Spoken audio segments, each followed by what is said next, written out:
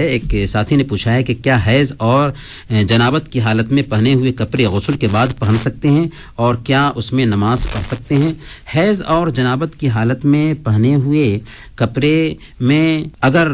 آدمی غسل کیا ہے اور پھر نماز ادا کرنا چاہتا ہے تو اس بات کی وضاحت ضروری ہے کہ کیا اس کپڑے میں کوئی گندگی لگی تھی یا نہیں لگی تھی. مثال کے طور پر حیض کا خون ہے یا منی وغیرہ ہے، تو اگر یہ جگہ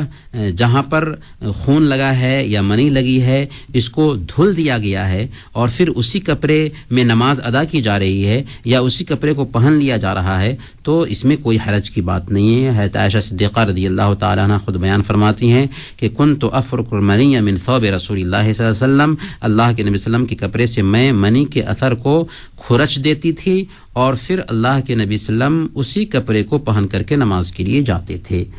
حالانکہ کھرچنے اور دھلنے کے بھی الفاظ آئے ہیں، اس کے آثار دکھائی دے رہے ہوتے تھے. اس سے پتہ یہ چلا کہ اگر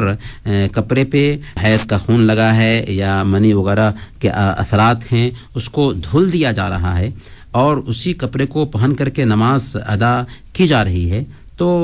اس میں جواز کا پہلو نکلتا ہے، کوئی حرج کی بات نہیں. لیکن آج کل الحمدللہ فراوانی ہے کپڑوں کی، لہذا اگر اس طرح کا کپڑا ہے اسے دھل کر کے نماز کے لیے جائیں یا دھل کر کے پہنیں تو اچھی بات ہے، بہتر بات ہے.